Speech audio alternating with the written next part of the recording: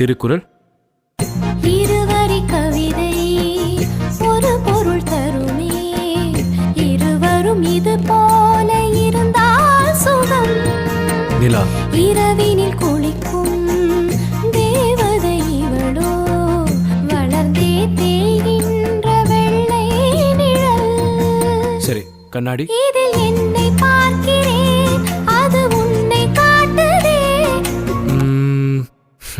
காதல். கரிணி சரி கரி கரி